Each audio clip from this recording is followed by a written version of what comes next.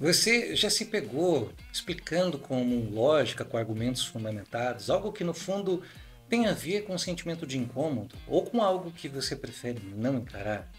Já tentou explicar um comportamento seu com uma narrativa mais convincente, mesmo sabendo que essa história esconde outras motivações?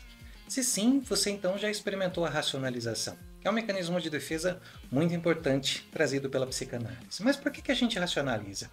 Para responder essa pergunta, nós precisamos olhar como a psique humana lida com conflitos internos, frustrações, sofrimentos emocionais que ameaçam a nossa estabilidade psíquica. E o que é racionalizar? A racionalização é um mecanismo de defesa do ego que serve para proteger a psique de sentimentos dolorosos ou inaceitáveis. Em vez de enfrentar diretamente a dor, a culpa, a vergonha, a frustração, o sujeito construiu uma explicação lógica e aparentemente razoável para aquilo que sente ou faz, tornando a situação mais suportável. Ela funciona como um disfarce intelectual, não um conteúdo emocional inconsciente que seria difícil de aceitar. Em outras palavras, é uma tentativa de dar sentido a algo que no fundo tem uma origem emocional ou pulsional que não é confortável admitir. E por que a psique recorre à racionalização? O ser humano não tolera bem a incoerência interna, a ambivalência. Nós desejamos coisas que muitas vezes vão contra os nossos valores morais, as regras sociais ou ideais. Quando esses desejos aparecem, o ego se vê diante de um conflito entre o que se quer e o que se pode ou se deve fazer, que são as nossas normas morais internalizadas. É nesse ponto que a racionalização entra em cena. Ela reconstrói a realidade subjetiva para tornar aceitável aquilo que emocionalmente não consegue lidar. Ela alivia a tensão psíquica, impedindo o acesso direto que nos incomoda. Então vamos exemplificar.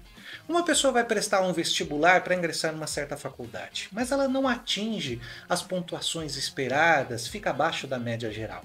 Então ela diz a si mesma ou para outras pessoas que perguntarem: na verdade, eu nem queria essa faculdade. Foi mais para saber como é que eu iria me sair nesse vestibular. Essa faculdade não é tão conhecida assim.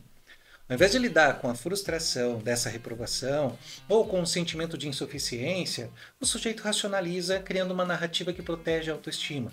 E como que a racionalização se forma? A racionalização é inconsciente em sua origem, mas os discursos que sustentam são conscientes. O ego, essa parte da psique que organiza a relação com a realidade, está o tempo todo tentando manter o equilíbrio entre os impulsos inconscientes, a exigência da moralidade e a pressão do mundo externo. Quando esse equilíbrio é ameaçado por uma verdade difícil demais de suportar, surge a racionalização como uma tentativa de limpar a bagunça. Ela acontece de forma pontual, porque com feedback momentâneo diante de uma situação específica, ela se ajusta à realidade. De forma estrutural, onde o sujeito evita entrar em contato com os verdadeiros sentimentos e desejos, construindo aí uma vida baseada em justificativas lógicas, regras que alocam de sua verdade interna. E qual é o preço, da racionalização? Embora tenha uma função protetora, a racionalização pode afastar o sujeito de si mesmo, dificultando a autocompreensão, a transformação emocional. Ela acaba enjaulando o sofrimento em argumentos que impedem que o sujeito escute o seu inconsciente e impeça de acessar conteúdos que precisam ser analisados. E na clínica psicanalítica, vemos muitos pacientes que trazem explicações detalhadas sobre suas escolhas e sofrimentos, mas não conseguem se conectar emocionalmente ao que dizem. Isso porque o discurso racionalizado funciona como uma barreira contra o afeto. A análise, nesse caso, busca justamente atravessar essa racionalização, não para desmontar bruscamente, mas para compreender o que está por trás dela. O sujeito está tentando se proteger do quê? Qual será o afeto que ele está trazendo ali? Que conflito está sendo evitado? Por que nós racionalizamos, então?